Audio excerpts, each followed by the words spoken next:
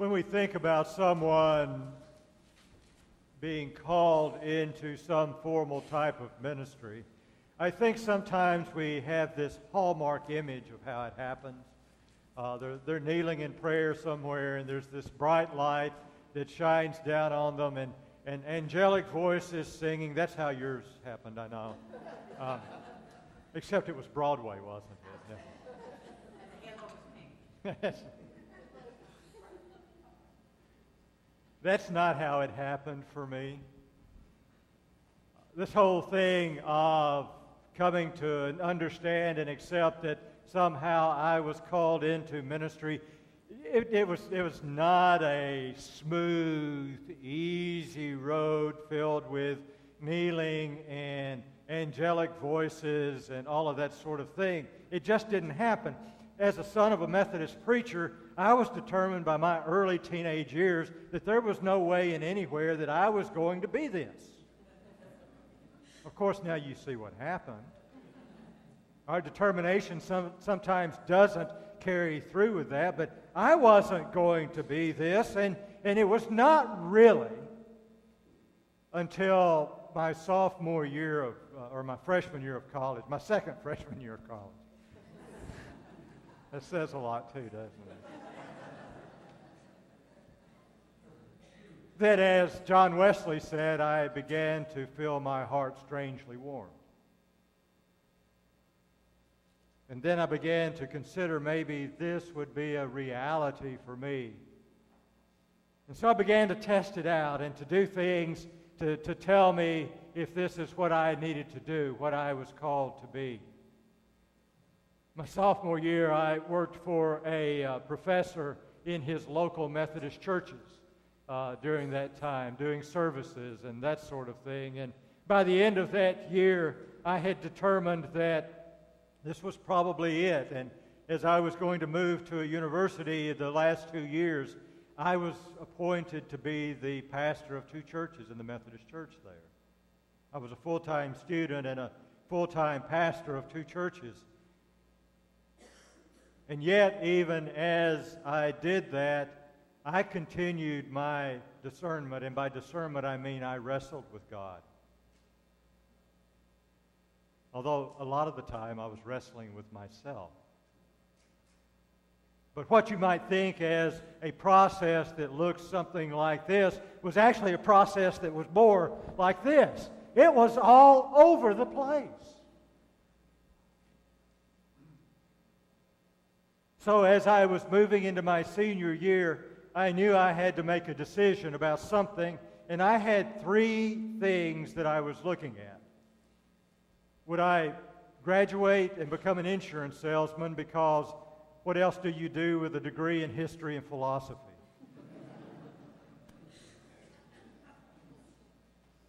Would I go to graduate school and then become an insurance salesman, because what would I do else would I do with a graduate degree in history and philosophy? Or would I go to seminary? And so during the first part of that senior year, that first quarter of that year, I began to explore what I would do. Well, I knew that if I were to go to seminary, I would not go to the one that all of my colleagues went to. I was too contrarian to do that. So I began to look around, and there was one nearby that I thought, yeah, I can do that one, because most of my other folks around here don't go there. I'll go there with the few that do.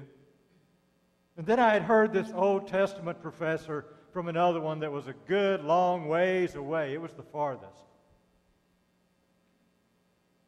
And all truth be known, I really, really wanted to go there, because I wanted to go far, far away. And then there was the third one. Now, I applied to all 3 of them, and the first 2 sent me letters and said, we're happy to accept you. And the third one sent me a letter and said, well, maybe not.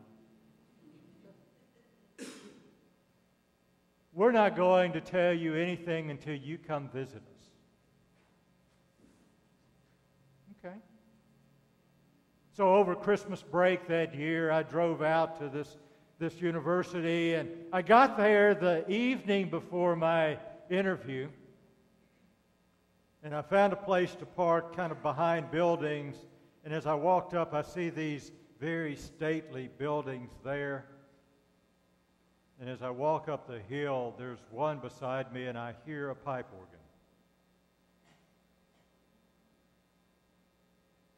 I looked up, and it's this Gothic, neo-Gothic structure made of stone that I later learned had been dug nearby. Big, huge, stained glass windows. And I was in awe. I was in awe. And I looked up and I thought, wow. And I hear this music and I go, really wow. And I walk around to the front and I look at the bell tower. And I look at these huge wooden doors and I go up and I pull them open and this music washes over me and I walk in and I go, this is where I need to be. This building, this place, this can hold me within it. And you know, maybe if I'm here, I'm not going to be busying myself with all this wrestling and wandering and wondering and all of the things that went with my discernment process. The next day I got up and went to my interview, and that was all fine and good. And then they had me sit in on an Old Testament class, sit in on it, and I did. And oh my, I thought I can go with this. And you know what? They're going to give me all the answers that I need.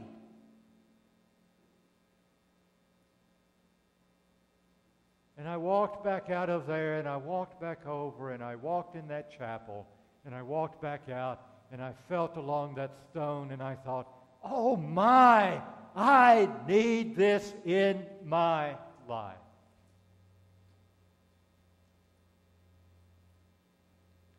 We're like that, aren't we? More or less. We look for big things in our lives. We like big cars because they make us feel safe. We like big buildings, big homes because they anchor us and sometimes they lift us up. We love big bank accounts because they can support us in perpetuity, therefore we will never die. We love the big things of our lives because they somehow anchor us. I went into my classes there. Oh, I worked hard. I worked nonstop. I wanted to drink in everything that I could. I wanted to understand everything I could understand. I wanted all of the answers. But the thing is, every time I paused for just a moment, I began to wrestle again. I couldn't get rid of it. I wanted to hold on to this. I wanted to be contained. And it helped. It did some wonderful things, but it just didn't do everything I wanted it to do. I had been there a year, maybe a year and a half, and they had this speaker coming to speak to the university. Because of who he was and what he was saying, they decided to have it in the chapel. It was Daniel Berrigan. You remember Philip and Daniel Berrigan, the Roman Catholic priests who were very active in the anti-war movements of the 60s. By this time, Daniel Berrigan was very involved in the nuclear disarmament movement. I'd read a lot of his stuff. I'd listened to him. I'd seen him around, but I wanted to go see him in this place and hear and experience what he had to say. So I went and I took my place in the chapel. And they came out and they did the typical sort of introduction. You know, it's the same one you hear. They just changed the names. But you have this kind of placard that you use each time someone comes. And when they finished, he walked up into the pulpit. It was one of those that's up high and looks down on everybody. And he looked around. And he looked up at this magnificent structure. And he looked at these stained glass windows. And he looked all around him. And then he looked out at us and he said, "What an absolutely beautiful, wonderful place. It's tall enough to bury God standing up."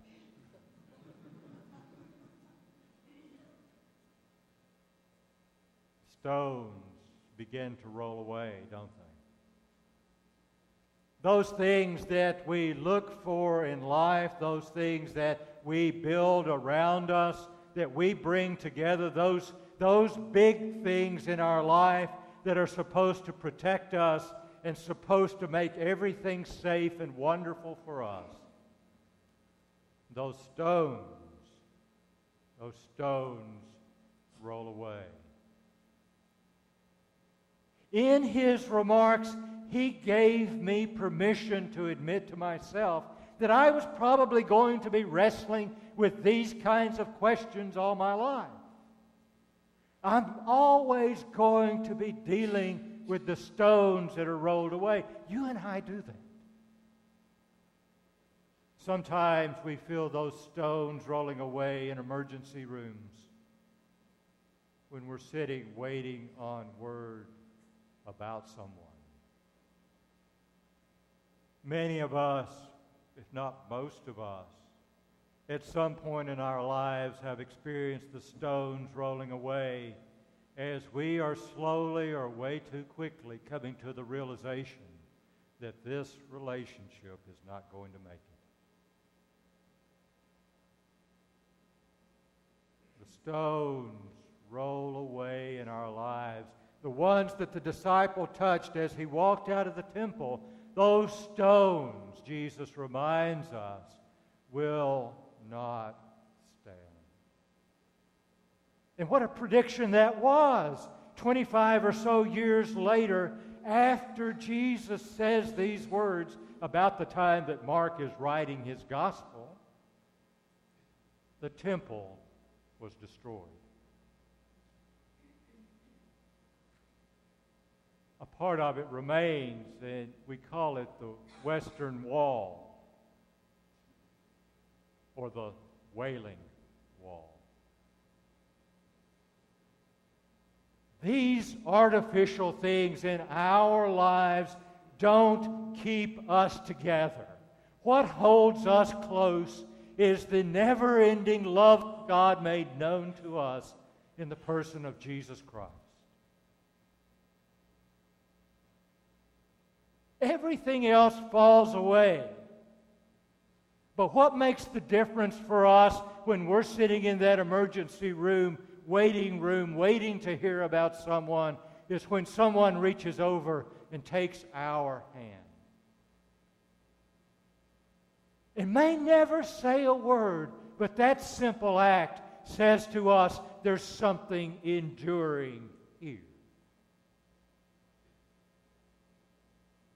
And what keeps us going, what is the harbinger of those birth pangs that Jesus talks about, that this is all about, is when we are losing everything and the person next to us walks up and puts their arms around us and holds us close.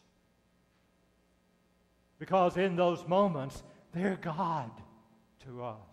They're Jesus to us. Stones roll away. What endures is God. So I invite us today as we move into this time of Thanksgiving. Give thanks for the stones in your life. Give thanks for the buildings. This is a great building. It's a wonderful place to come every time we come here. But this isn't us.